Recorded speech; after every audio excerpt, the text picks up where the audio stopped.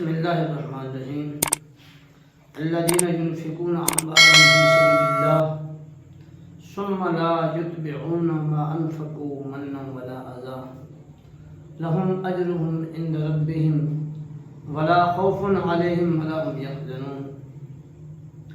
حضرت عثمان غنی رضی اللہ تعالی عنہ، اللہ تبارک و تعالیٰ نے پیارے عثمان غنی رضی اللہ تعالی عنہ کو مالداری عطا فرمائی۔ آپ مکہ کے عظیم تجار میں سے تھے۔ آپ نے 2 ہجرتیں فرمائیں، مکہ سے حبشہ کی طرف اور پھر مکہ سے مدینہ کی طرف۔ جس طرح آپ ذوالنورین ہیں، اس طرح آپ ذوالہجرتین بھی ہیں، یعنی آپ نے 2 ہجرتیں فرمائی ہیں۔ تو اللہ تبارک و تعالیٰ نے آپ کو کثیر مال سے نوازا تھا۔ آپ نے اپنا تمام مال اسلام کی سربلندی کے لیے اور مسلمانوں کی فلاح و بہبود کے لیے آپ نے اپنا سارا مال خرچ کر دیا۔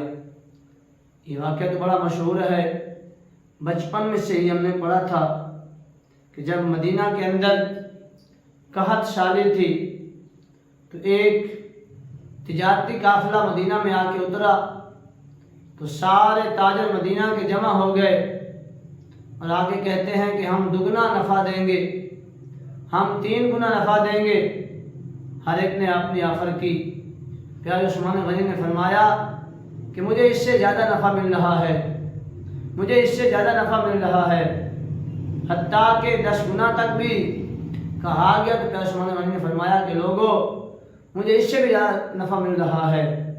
تو تجار حیران تھے کہ وہ کون سا ایسا تاجر ہے جو اس قدر زیادہ نفع دے رہا ہے۔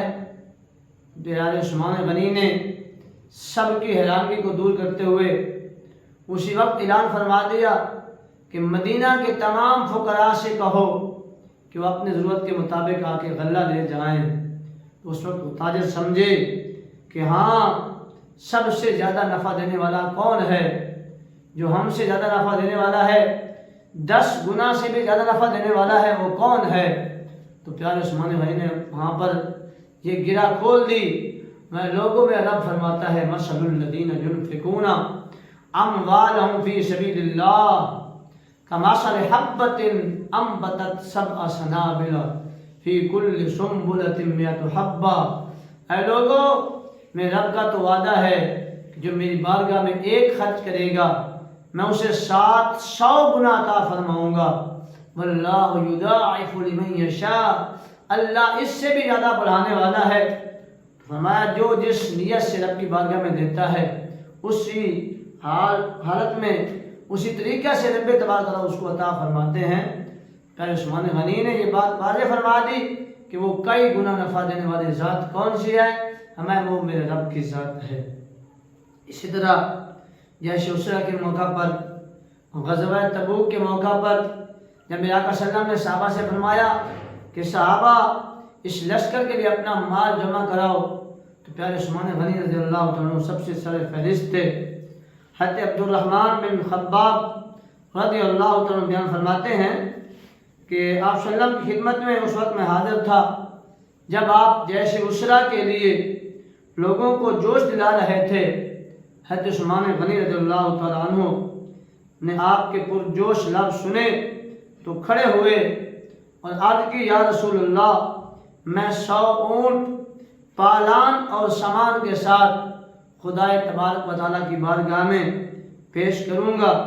اس کے بعد میرے آقا نے دوبارہ صحابہ کو جوش دلایا۔ پھر پیارے عثمان غنی رضی اللہ عنہ پھر اٹھے اور عرض کی، یا رسول اللہ، میں 200 اونٹ جو ہے پالان اور ساز و سامان سمیت اللہ کے راستے میں نظر کروں گا۔ میرے آقا نے پھر صحابہ کو جوش دلایا۔ عثمان غنی رضی اللہ عنہ پھر اٹھے اور آپ نے پھر عرض کیا، یا رسول اللہ، میں 300 اونٹ سامان پالان اور سامان سے لدے ہوئے اللہ کی بارگاہ میں پیش کروں گا۔